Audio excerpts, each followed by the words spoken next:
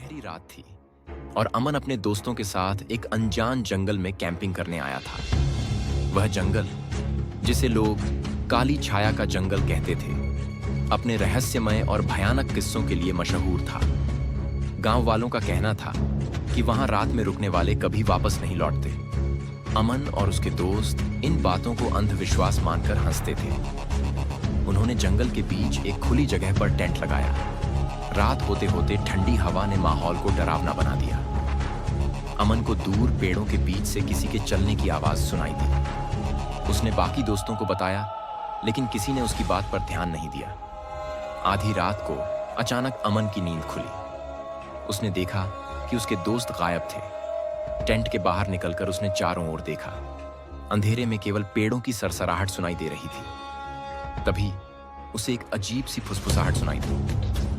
तुम्हें नहीं आना चाहिए था। अमन ने पलटकर देखा, पर वहां कोई नहीं था। तभी एक ठंडी छाया उसके सामने प्रकट हुई। वह छाया एक लंबे डरावने आदमकद प्रेत की थी। उसकी आंखें जलती हुई लाल थीं और उसके शरीर से अजीब सी काली धुआं उठ रही थी। छाया ने कहा, तुम यहाँ से जिंदा तुमने तभी इस जा जंगल सकते का हो अपमान किया जब तुम है। इस जंगल का हिस्सा यहाँ बन बिना जाओ। इजाजत कोई नहीं आता।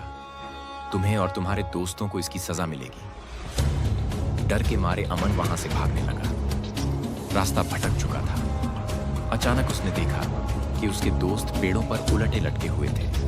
उनके शरीर निर्जीव थे और उनकी आंखें सफेद हो चुकी थी। अमन ने रोते हुए छाया से माफी मांगी। छाया ने कहा, तुम यहां से जिंदा तभी जा सकते हो जब तुम इस जंगल का हिस्सा बन जाओ। अगली सुबह गांव वालों ने देखा कि जंगल के पास एक नया पेड़ उगाया था। उसकी टहनियां इंसानी हाथों जैसी लग रही थीं। लोग कहते हैं कि वह पेड़ अमन का था, जो अब हमेशा के लिए उस जंगल का हिस्सा बन चुका था। इस जंगल में अब भी नई छायाएं उगती हैं और हर साल कोई न कोई वहां खो जाता है। कहते हैं, जंगल अपने शिकार के लिए इंतजार करता है। शिक्षा, प्रकृति और उसकी रहस्यमयी शक्तियों का सम्मान करें, क्योंकि उनका क्रोध विनाशकारी हो सकता है।